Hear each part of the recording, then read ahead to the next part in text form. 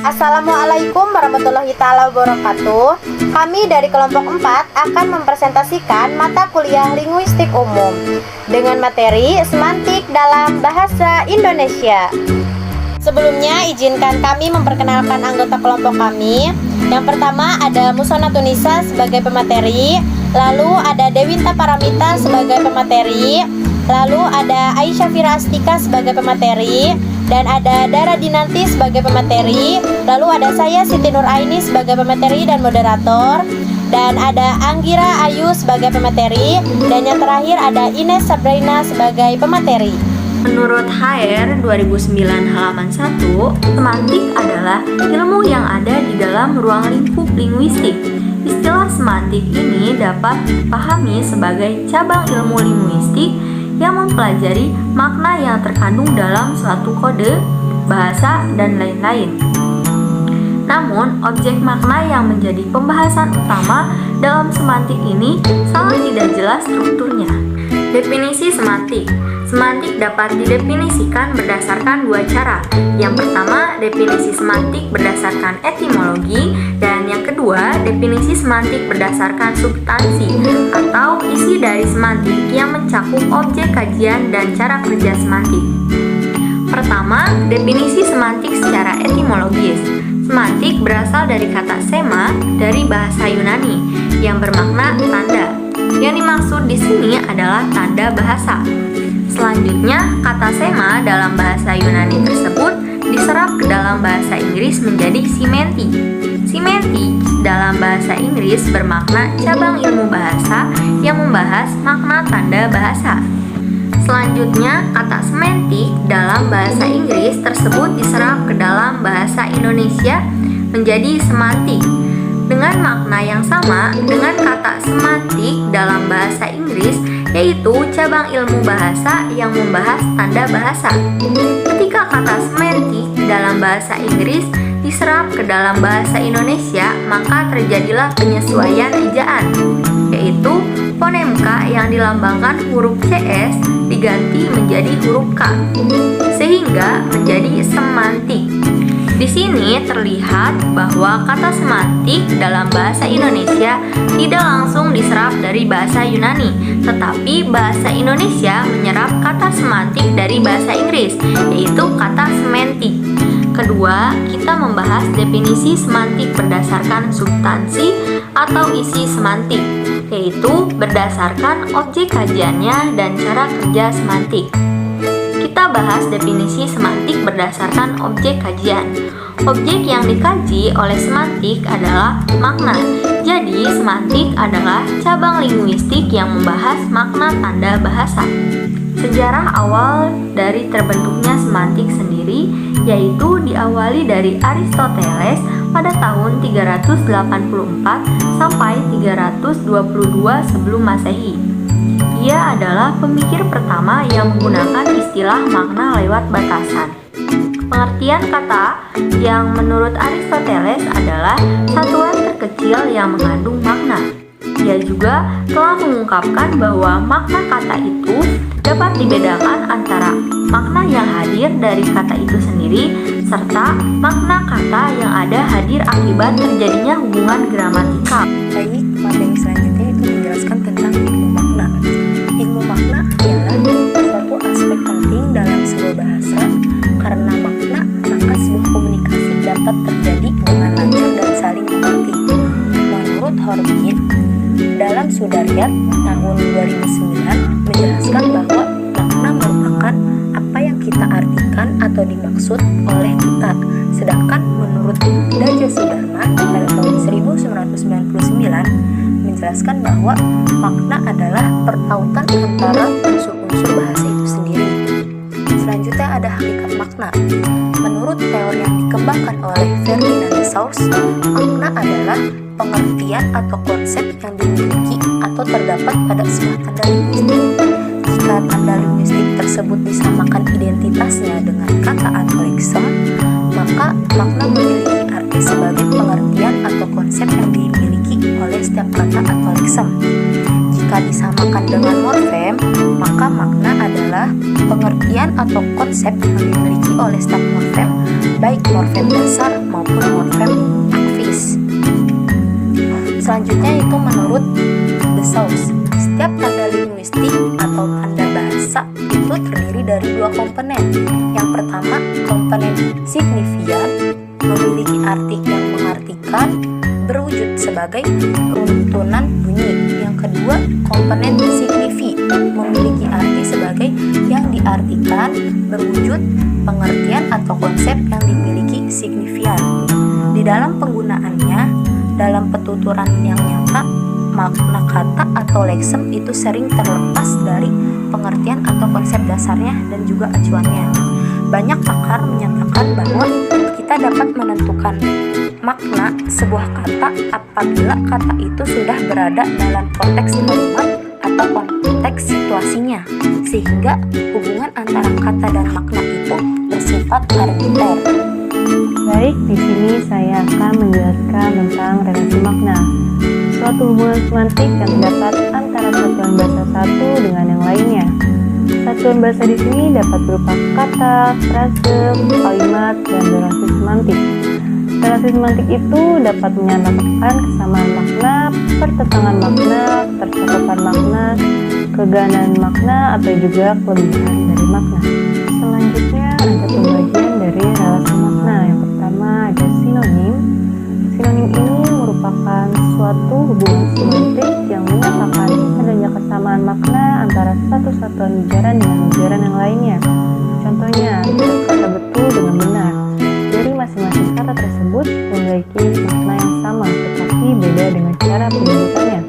Kemudian yang kedua ada antonim atau bisa disebut dengan antonim, yang merupakan satuan ujaran yang menyatakan kebalikannya, pertentangan atau kontras antara satu dengan yang lainnya. Misalnya, kata buruk berantonim dengan kata baik. Yang ketiga ada polisemi. Dalam kasus polisemi ini biasanya makna pertamanya adalah makna yang sebenarnya, makna leksikalnya, makna deontolognya, atau makna konseptualnya. Yang lain adalah makna-makna yang dikembangkan berdasarkan salah satu komponen makna yang dimiliki kata satuan ujaran itu. Karena itu, makna-makna pada sebuah kata atau satuan ujaran yang polisemi ini masih berkaitan satu dengan yang lainnya. Umpamanya kata kepala yang setidaknya mempunyai makna bagian tubuh manusia atau pemimpin. Selanjutnya yang keempat ada hiponimi. Pada kasus hiponimi ini ada dua istilah lain yang bisa dibicarakan, yaitu homofini dan homografi. Yang dimaksud dengan homofini ini adalah adanya kesamaan bunyi atau font antara dua satuan ujaran tanpa memperhatikan ejaannya. Apakah ejaannya sama atau berbeda? Misalnya kata pacar yang bermakna inai dan kata pacar yang bermakna kekasih. Hiponimi. Hiponimi di sini maksudnya adalah hubungan semantik antara sebuah ujaran yang maknanya tercakup dalam makna suatu ujaran yang lain. Contohnya, kata merpati dengan burung. Merpati ini sudah pasti burung, tapi burung belum tentu merpati, karena burung ada jenisnya lagi seperti burung cendrawasih, burung kakatua, burung dara, dan sebagainya. Contoh lainnya itu seperti bunga dan mawar. Mawar sudah pasti bunga, tapi bunga belum tentu mawar, begitu. Nah, terus selanjutnya ada redundasi. Redundasi ini berlebihan. Maksudnya berlebihan dalam suatu bentuk ujaran. Contohnya, Siti mengenakan baju berwarna hijau. Maknanya akan sama atau artinya akan sama dengan kalimat seperti ini. Siti berbaju hijau. Sama kan artinya kalau si Siti ini lagi pakai baju hijau. Selanjutnya ada ambiguity. Ambiguity ini makna akibat tafsiran yang berbeda. Jadi kalimat yang ambigu itu kalimat yang maknanya bisa lebih dari satu atau memiliki makna ganda. Contohnya dalam kata hutang budi, ini memiliki dua makna. Makna yang pertama adalah seseorang yang bernama Budi memiliki hutang, atau bisa berarti mendapatkan yang dari orang lain dan harus dibalas, begitu. Di sini saya akan menjelaskan tentang unsur semantik. Unsur semantik yang pertama adalah tanda dan lambang atau simbol yang dikembangkan menjadi sebuah teori yang bernama semiotik, yang merupakan unsur yang terdapat di dalam bahasa. Charles Sanders, seorang ahli filsafat, memakai istilah semiotik yang berasal dari kata Yunani, yaitu semio, yang berarti tanda. Sedangkan Ferdinand de Saussure, bapak ilmu bahasa modern, menggunakan istilah semiologi. Semiotik memiliki 3 aspek yang berkaitan dengan ilmu bahasa. Yang pertama ada aspek sintaksis, yang merupakan ilmu tentang relasi yang seringkali tertuju pada pencarian peraturan-peraturan yang ada pada dasarnya berfungsi secara bersama-sama. Sintaksis semiotik tidak dapat dibatasi dengan hanya mempelajari hubungan antar tanda dalam suatu sistem yang sama. Yang kedua ada aspek semantik, yang merupakan penelitian yang tertuju pada hubungan antar tanda dan denotatumnya atau objek yang menjadi acuan tanda. Yang ketiga ada aspek pragmatik, yang merupakan objek penelitian yang berhubungan antar tanda dan pemakaian tanda dan akibat dari pemakaian tanda-tanda dalam tingkah laku berbahasa. Tanda dapat digolongkan berdasarkan penyebab timbulnya menurut J.J. Sudarman pada tahun 1993. Yang pertama, tanda yang timbul oleh alam, diketahui manusia karena pengalaman. Yang kedua, ada tanda yang ditimbulkan oleh binatang, diketahui manusia dari suara binatang tersebut. Dan yang ketiga, ada tanda yang ditimbulkan oleh manusia yang dibedakan atas sifat verbal, yang merupakan tanda yang dihasilkan oleh manusia melalui alat bicara, dan yang kedua bersifat non-verbal, dibedakan lagi menjadi tanda yang dihasilkan oleh anggota tubuh dan tanda yang dihasilkan melalui bunyi. Yang kedua ada makna leksikal dan hubungan referensial. Makna leksikal merupakan unsur tertentu yang melibatkan hubungan antara makna kata-kata yang siap dianalisis, sedangkan hubungan referensial merupakan hubungan yang terdapat dalam sebuah kata dan dunia luar bahasa yang diacu oleh pembicaraan. Nah, hubungan antara kata atau lambang, makna atau konsep, dan sesuatu yang diacu adalah hubungan tidak langsung. Hubungan tersebut dapat digambarkan melalui segitiga semiotik dari Ogden dan Richard pada tahun 1972. Teman-teman bisa lihat gambarnya. Nah, simbol atau lambang adalah unsur linguistik yang berupa frasa, klausa, kalimat, dan wacana. Sedangkan reference merupakan objek atau hal yang ditunjuk, yaitu bisa berupa peristiwa, fakta di dalam dunia, dan pengalaman manusia. Lalu ada konsep yang merupakan apa yang ada pada pikiran kita tentang objek yang diwujudkan melalui lambang. Berdasarkan teori tersebut, hubungan antara simbol dan reference merupakan hubungan tidak langsung. Ullmann pada tahun 1972 mengkritik terhadap segitiga semiotik tersebut, antara lain segitiga semiotik tersebut terlalu besar karena pada segitiga ini dimaknakan acuan, padahal komponen tersebut berbeda di luar bahasa. Lalu yang kedua, sulit untuk mencari hubungan lambang, yaitu nama dan simbol, pengertian atau konsep, dan benda atau referen yang diacu. Sehubungan dengan kritik tersebut, Ullmann menyarankan agar hubungan timbal balik antar bunyi dan sesuatu yang diacu disebut makna. Maka Ullmann menggambarkan dengan garis lurus sebagai berikut. Lihat ya teman-teman. Ullmann juga memberikan gambaran yang menjelaskan bahwa tidak semua kata mempunyai hubungan tunggal, tetapi ada beberapa kata yang memiliki kesamaan makna. Yang digambarkan sebagai berikut. Bisa lihat ya. Unsur semantik yang terakhir ada penamaan. Menurut Krida Laksana pada tahun 1993, istilah penamaan diartikan sebagai proses pencarian lambang bahasa untuk menggambarkan objek, konsep, proses, dan sebagainya. Nama merupakan kata-kata yang menjadi identitas bagi setiap makhluk hidup, benda, aktivitas, dan peristiwa di dunia. Anak-anak itu mendapatkan kata dengan cara mereka belajar dan menirukan bunyi di sekitarnya. Terkadang manusia sulit untuk memberikan nama satu persatu. satu.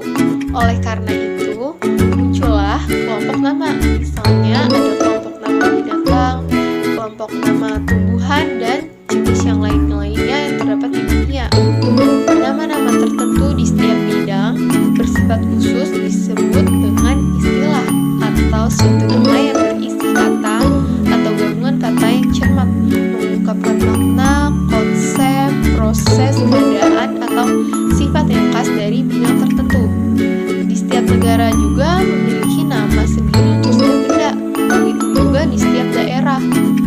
Pasti juga memiliki jenis benda yang sama, tapi namanya berbeda, atau terkadang nama dan benda tersebut tidak ditemukan di daerah lain. Sebagai gejala budaya, bahasa itu bersifat dinamis, bahwa bahasa bertumbuh dan berkembang sejalan dengan meningkatnya kemajemukan persepsi manusia terhadap dunia sekitar dan dunia ada di dalam dirinya. Apabila diperhatikan secara seksama, nama tidak hanya dapat berubah tetapi juga dapat bertambah. Dan unsur nama atau kosakata merupakan unsur bahasa yang paling labil. Sekian pemaparan materi dari saya. Terima kasih. Saya akan memaparkan materi jenis makna. Jenis makna itu ada banyak ya teman-teman. Saya hanya akan menyebutkan 6 saja. Yang pertama yaitu makna leksikal. Menurut Abdul Khair dalam bukunya, makna leksikal adalah makna yang dimiliki atau ada pada leksem meski tanpa konteks apapun. Misalnya pada leksem kuda memiliki makna leksikal sejenis binatang yang berkaki 4 yang sering dikendarai. Nah, kamus-kamus dasar biasanya hanya memuat makna leksikal yang dimiliki oleh kata-kata yang menjelaskannya. Oleh karena itu, banyak yang mengatakan bahwa makna leksikal adalah makna yang ada dalam kamus. Nah, yang kedua, makna gramatikal. Menurut Abdul Khair dalam bukunya, makna gramatikal ada kalau terjadi proses gramatikal seperti aplikasi, komposisi, reduplikasi, dan kalimitisasi.